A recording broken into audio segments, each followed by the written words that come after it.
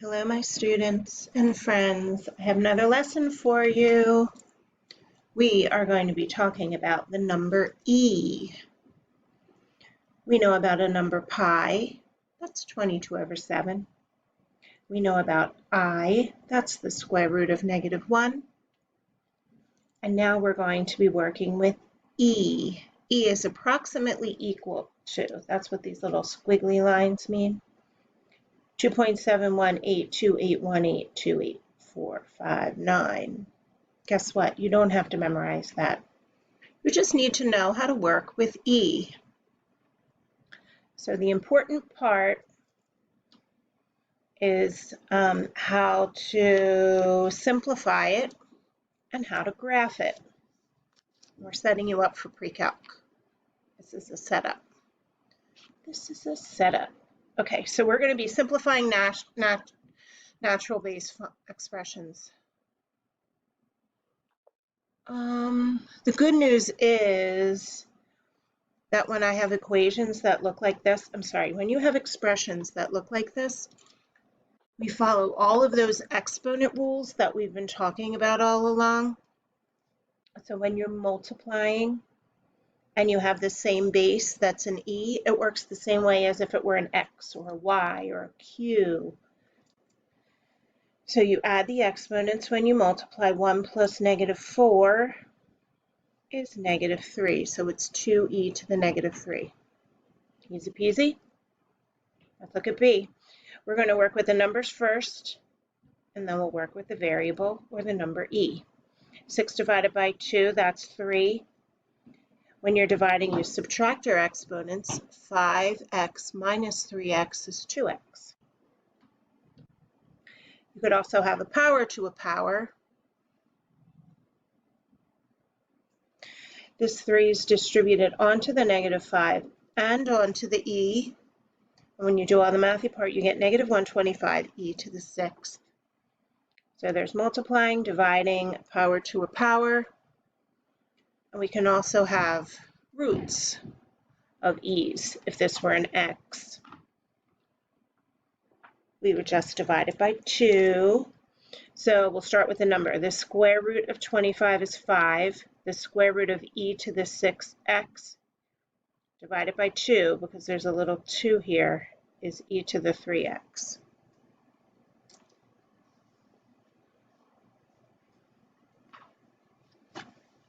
Just make sure that when you're doing these, that if you get a negative exponent, that you bring it down to the denominator to make it positive. If you feel like doing some practice problems, here they are. And then I'll scroll down so you can see the answers.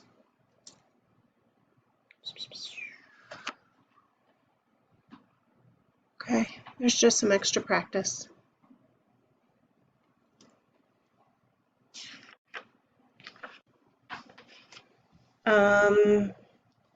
When we're graphing, at some point we're going to have to use a calculator.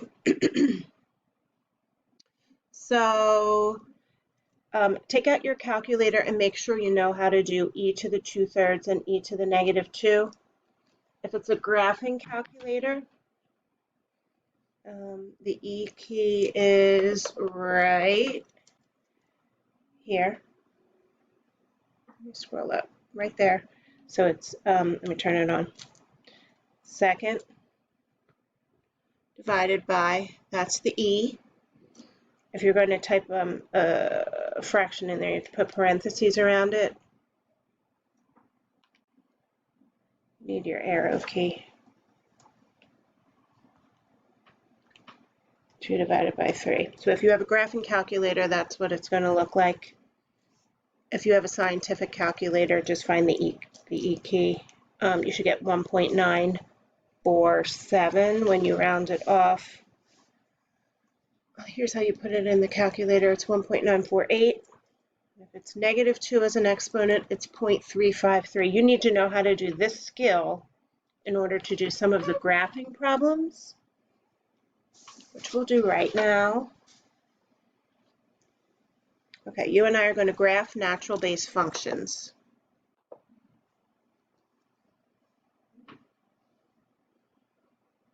The equation of a natural base function looks like this. If you're telling yourself it looks familiar, it's because it is. It's like the growth functions, exponential growth and exponential decay, but instead of having a fraction or a whole number here for growth or decay, we have the number e.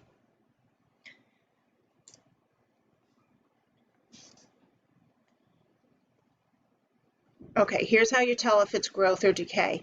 If x, this number up here, if it's greater than 0 or it's a positive number, it's a growth function. If there's a negative in front of that x, it's a decay function. We'll talk about the shifts, the same as they were with the exponential growth and decay. H tells me left or right. Don't forget to change your sign. K tells me up or down. The horizontal asymptote comes from the K. For the y-intercept, you let x equal 0 and solve for y. The domain is always, always, always all real numbers. If you like your fancy R, you can do that too. Range is y is greater than h. When you go to graph it, this is going to look, oh my gosh. You know how to do these. This looks like a growth function. This looks like a decay function because you know what? It sort of is. I'm going to do number 1 with you, and then I'll have you work on number 2. We're going to go through all the important parts of this graph. Because I have a negative right here, this means that it's a decay function. There are no shifts because there's no plus a number, minus a number, and there's nothing kind of hanging on here at the end. So there are no shifts. Your horizontal asymptote is at y equals 0. That comes from this number right here. To find your y-intercept, you let x equal 0 and you substitute it in. Here's where the mathy part comes in for you guys. So it's y equals 3e to the negative 2 times 0. This exponent becomes 0, which makes this whole thing 1. Anything to the 0 power is going to be 1. So this whole e portion becomes a 1. 3 times 1 is 3. That makes the point 0.03. Domain is all reals, always, always, always. Because I have a 0 up here, my range is going to be greater than 0. And here's my graph. It crosses at the point 0.03. It's a decay. So it runs along the horizontal asymptote, which is at 0 with that pretty pink dashed line. Okay, if you feel good, you should try number 2 on your own. Pause the video and try it.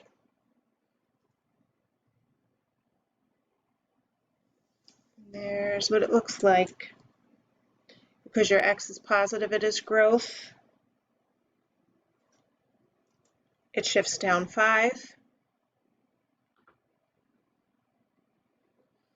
To get your horizontal asymptote, you let x equal 0.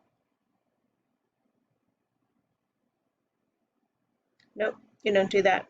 To find your horizontal asymptote, it comes from this number right here that's tacked on the end. That's your k value. So it's x equals negative 5. To get your y-intercept, you let x equal 0 and solve for y. There's all my math. You get negative 4 1/2. So this e to the 0, remember that anything to the 0 power is 1, and 1 times 1/2 is 1/2. When you put those together, you get your 0, negative 4 1/2. Domain is all reals, and your range is y is greater than negative 5. Put a point down here at, you know that it crosses at negative 4 1/2. You run along the asymptote, and then it pops up at the point.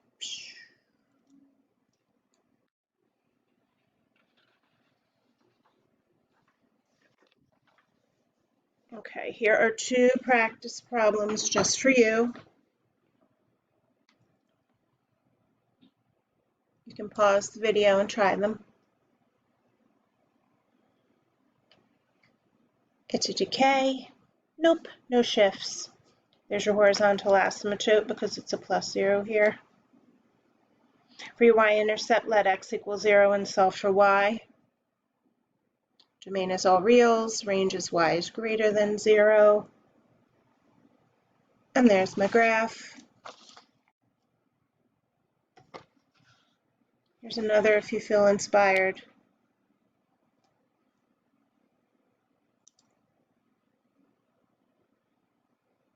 And there's all the work.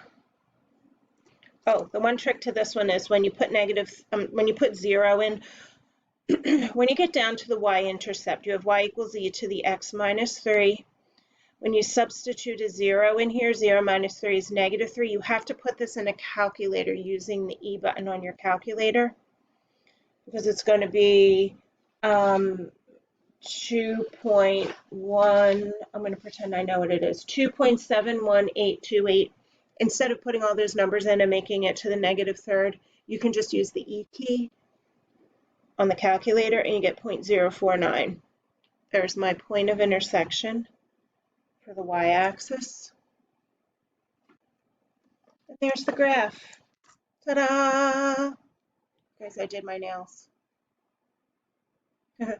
I hope you're great. I hope you're having a good day and doing your work and walking your dog and hugging your siblings. Okay. Thanks, guys. Have a great day.